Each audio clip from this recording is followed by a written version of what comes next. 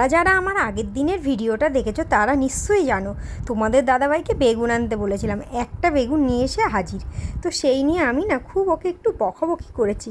তো তার জন্য দেখো বরমশাই গতকাল রাত্রে সবজির একেবারে বাজার তুলে নিয়ে এসেছে। দুজন মানুষ এত সবজি নিয়ে এসে কী যে করবে আমি বুঝতে পারি না।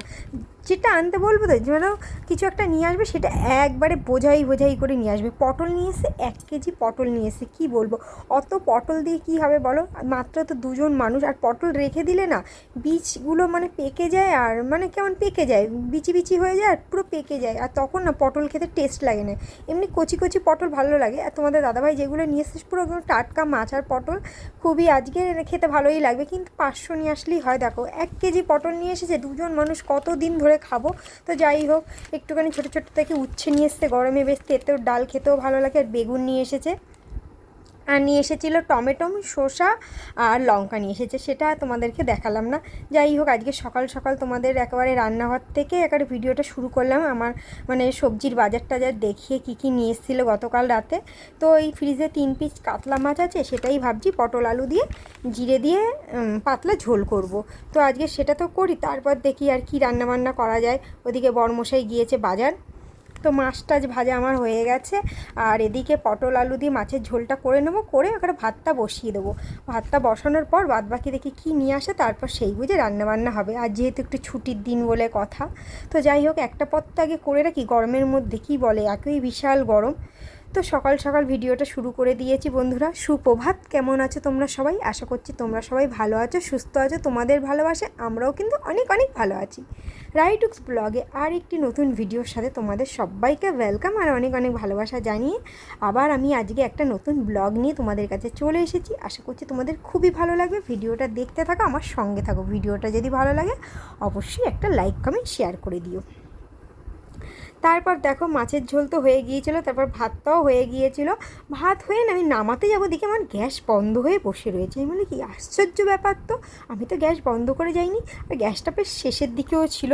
তো এই যে দেখো গ্যাস পুরো শেষ হয়ে গেছে। তোমাদের দাদাভাই বাজার থেকে চলে এসেছিলো, চলে এসে সকাল সকাল বাজার চলে গেছে। ছুটির দিন, ও যতই ঘরে বাজার থাকুক টুকিটাকি, ও রোববার বাজার যাবেই। তো বেচারা বাজার নিয়ে এসে রাখতেও পারেনি, আর দেখে যে গ্যাস শেষ। এবার আবার সিলিন্ডার নিয়ে দোকানে ছুটতে হলো। তো আর কি আর করা যাবে, সিলিন্ডারটা ভরে না নিয়ে আসলে গ্যাস সিলিন্ডার রান্নাবান্নাও কিছু হবে না, আর খাওয়া দাওয়াও হবে না। ভাত আর পটল আলু দিয়ে মাছের ঝোলটা হয়ে গেছে। যদি অন্য দিন থাকতো ওই দিয়েই চালিয়ে দিতাম, কিন্তু যেহেতু যে ছুটির দিন রোববার দিনটা একটু পদে পদে রান্না না করলে হয়। তো যাই হোক, এই দেখো তোমাদের দাদাভাই নিয়ে এসেছে মুরগির গলা, পা, গেলে, মেটে, এগুলো কিন্তু খেতে আমরা ভীষণ ভালোবাসি। আর এই এতটা কিন্তু আজকে একদিনে খাওয়া হবে না, দুজন মানুষ তো অর্ধেকটা রান্না করবো, পাগুলো কিন্তু আজকে সবই করব। আর বাদবাকিটা সুন্দর করে ধুয়ে পরিষ্কার করে কন্টেনারে ভরে ফ্রিজে রেখে দেবো, ওগুলো পরের দিন আর একদিন খাওয়া হবে। তো যাই হোক, এক পত্ত হয়ে গেছে আর ভাতটা হয়ে গেছে।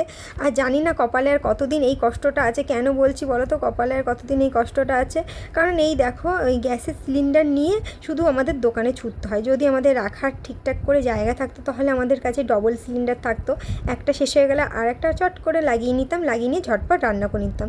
জানি না কপালে আর কতদিন এই দুর্ভোগ আছে। জানো না আমাদের সঙ্গে এরকমও ঘটনা ঘটেছে যে হচ্ছে গিয়ে প্রায় সময়ই তো গ্যাস জিনিসটা তো রান্না করতে করতেই শেষ হয়ে যায়। তো এরকমও হয়েছে আমাদের সাথে। একটা বিয়ের পরপরের একটা ঘটনা বলছি, যখন আমরা ঘর করে নতুন এসেছি এই বাড়িতে, তো আমাদের আলু সিদ্ধ ভাত বসিয়েছি, ঠিক আছে, ভাতের মধ্যে আলু সিদ্ধ দিয়েছিলাম। আলু সিদ্ধটা খেতে তোমাদের দাদাভাই ভীষণ ভালোবাসে। আর হচ্ছে গিয়ে ও টুকিটাকি রান্না করব, ঠিক আছে, অন্য তরকারি, কিন্তু আগে আলু সিদ্ধটা দিতে বলেছে, ও ঘি দিয়ে ভাত খাবে বলে। তো জানো না এরকম গ্যাসটা শেষ হয়ে গেছে। তারপর কি করব, ওই চালটা অর্ধেক অর্ধেক ফুটেছিল, ওরকম ঢেকে রেখে দিয়েছি, গরম ভাপে ভাপে হয়েছিল। ওই দিনের বেলা আমরা জানো না ওই সিদ্ধ ভাতই খেয়ে কাটিয়েছিলাম। মানে এরকমও দিন আমাদের সাথে গেছে, ঠিক আছে। যেহেতু হচ্ছে গিয়ে এমন দুপুরবেলার সময় গ্যাসটা শেষ হয়ে গিয়েছিল, কি বলবো, তখন আর গ্যাসের দোকানে ভরতেও যেতে পারবো না, মানে এরকমই এক গরমকালের সময়। তো আর কিছুই করার নেই, ওই সিদ্ধ ভাত খেয়ে আমাদের সময় কাটাতে হয়েছে। এরকম পরিস্থিতির মুখোমুখিও আমরা হয়েছি, মানে প্রায় সময় এরকমও দিন গেছে যে রান্না করতে বসেছি, গ্যাস শেষ হয়ে গেছে। তোমাদের দাদাভাইয়ের ওদিকে ডিউটি আছে, তো ও কাজে যাবে, কি করে গ্যাস ভরতে হবে, ও আর খাবার নিয়ে যেতে পারিনি, বেচারা হোটেলে গিয়ে খেয়ে নিয়েছে। আর আমার যেহেতু কাছে পিঠে বাপের বাড়ি, আমি বাপের বাড়ি গিয়ে খেয়ে নিয়েছি। জানি না কপাল আর কতদিন এই কষ্টটা আছে, সেই জন্যই বলছি। জানি না কোনো দিন যদি আমাদের ঠিকঠাক করে নিজস্ব বাড়িঘর হয়, রাখার যদি ঠিকঠাক করে পরিস্থিতি হয়, তখন আর নিশ্চয়ই এই কষ্ট থাকবে না। তো যাই হোক, গরমকালে কিন্তু গোপুসোনাকে আমি এরকম খালি গায়েই রাখি। আর তোমাদের সাথে কথা বলতে বলতে আমার সংসারের সমস্ত কাজবাজ কমপ্লিট হয়ে গেছে। চলো বন্ধুরা, এইবার খাওয়া দাওয়াটা সেরে ফেলি তোমাদের দাদাভাইয়ের সাথে। খাওয়া দাওয়া সব কিছু কমপ্লিট হয়ে গেছে আমাদের। আর তোমাদের দাদাভাই এখন গিয়েছে খেয়ে দিয়ে স্নান করতে, ঠিক আছে। আর আমি খাওয়া দাওয়া কমপ্লিট করে দেখো, আমি এই যে নিচে বালিশটা নিয়েছি শোবো বলে। এই দেখো, নিচে বালিশ নিয়েছি শোবো। আমি প্রায় দিনই দুপুরবেলা এই করি, নিচে বালিশ নিয়ে শুই, ভীষণ আরাম লাগে বাবা। এই গরমের মধ্যে বিছানায় একদম শোয়া যায় না গো, বিছানায় একদম শোয়া যায় না, কাঠফাটা গরম। আর জামাগুলো পুরো একদম মানে শুকিয়ে পুরো মচমচে হয়ে গেছে, কি বলবো। দেখো নাইটিগুলো পুরো শুকিয়ে গেছে, হাতার কাছে একটু স্লাইড ভেজা আছে, নিয়ে এসে তাই মেঘানে রেখে দিয়েছি। আর হচ্ছে কি নিয়ে এসে রেখে দিয়েছি কেন বলো তো, বাইরে আমি যেখানটা মেলি সেখানটা রোদ পড়ে না, কিন্তু তবু যা রোদের তেজ না, পুরো একদম জামার কালার একেবারে ডিসকালার হয়ে যাবে।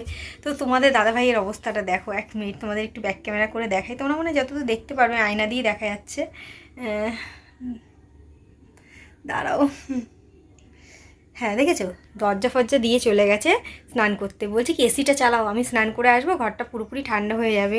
আমি পারবো না, আমি এখন শুয়ে আছি। আমি বলেছি তুমি এসিই চালাবে, আমার ভালো লাগছে না। তো আমার না এই রোদের মধ্যে না এসি চালাতে একদম ভালো লাগে না। কিন্তু কী বলো তো, পরে এবার বেরোলে না তখন আমার ভীষণ গরম লাগে, তখন আরও কষ্ট হয়। একবারে রাতে চালাও ঠিক আছে। তো যাই হোক, আমি দেখো না দরজা জানলা সব খুলে দেবো, কোনো এসি ফেসি কিছু চালাবো না এখন। তো যাই হোক বন্ধুরা, আমাদের তো খাওয়া দাওয়া কমপ্লিট হয়ে গেছে, এবার রেস্ট নেওয়ার পালা। গরমে আর ভালো লাগছে না গো। চলো বন্ধুরা, সবাই খুব ভালো থেকো, সুস্থ থেকো। দেখো এসি চালানোর জন্য পাখাটাকে অফ করে দিয়ে গেছে, আমি ভীষণ ঘেমে যাচ্ছি।